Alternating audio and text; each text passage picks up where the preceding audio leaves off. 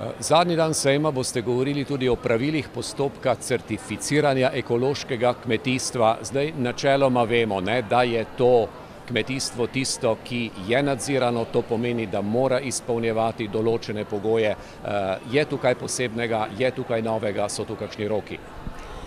Poglejte, namen predstavitve postopka certificiranja je ta, da zainteresiranim predstavimo postopek, izpostavimo to, da za kmetije je najbolje, da se prijavijo do konec leta, da so potem upravičene do subvencij v naslednjem letu.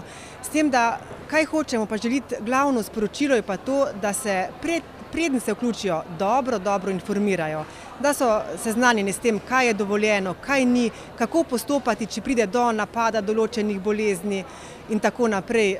Tukaj so svetovalne službe, na katerih jih usmerjamo. Mi kot kontrolni organi žal ne smemo svetovati, ampak sigurno pa informirati.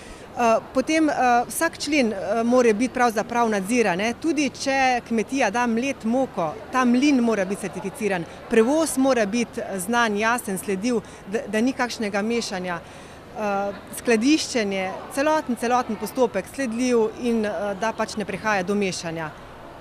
Postopki so strogi, vse natančno, heca bi rekli po domače, tu ni. Kako je v praksi? Je veliko odstopanj, najdete veliko napak? Poglejte, napake so, ampak mogoče bolj kot namerne, tudi pridemo do kakšne namerne, teh je mogoče statistično v zadnjih letih manj. Do napak prihaja mogoče tudi strani trgovcev, ne seznanijo oziroma ne prepoznajo, da gnojilo, na primer, ni primerno za ekološko kmetovanje.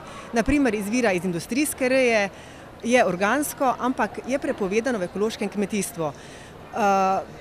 Tako da bolj teh nenamernih zaznamo več. Glede največ je na primer pomanjkanje dokazil.